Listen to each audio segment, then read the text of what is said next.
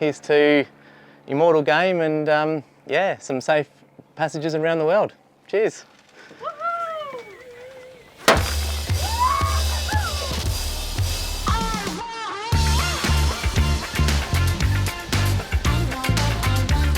So my name's Dan Turner. I'm originally from Port Lincoln.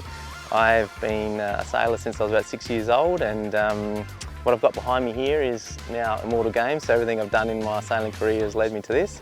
This boat here, we're dropping in the water in a few minutes' time, and the plan is to do some test sailing, and then the idea is eventually getting it overseas to Portugal for the start of the mini globe race. Growing up as a kid, I watched a lot of the around the world yacht races with my grandfather, and sailing around the world has been something I've wanted to do since I was a kid, and I was always interested in short-handed sailing. So I guess the Melbourne-Osaka race that we did with Tommy back in 2018 was sort of a catalyst to get a bit of an understanding if sailing around the world is something I'd be capable of. The only problem was I didn't really understand how I was going to be able to make it financially happen, and it wasn't until Don McIntyre created this class basically to try and go back to old school sailing and make it affordable for the everyday sailor that it sort of made me think, oh, that's something I could do. And the timing was perfect because COVID had just begun, and it allowed me to work from home and build the boat. And yeah, it's been a long process. We're now sort of 3 years into it, and yeah, it's a big moment today to get it in the water.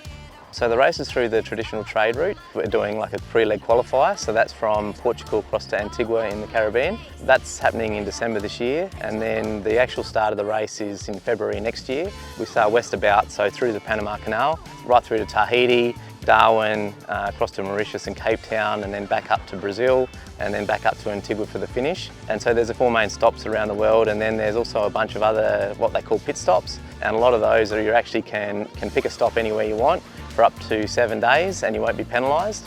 And then after that period of time, then the clock will start ticking again. So, I mean, I've come from nothing in terms of boat building skills. A few years ago, I didn't really even know how to use a plane. So it's been a pretty cool process, and I've had a lot of support from Tommy and also obviously my family, my wife Nikki and all the kids. And there's been a whole bunch of local boat building community that have helped me out through this process.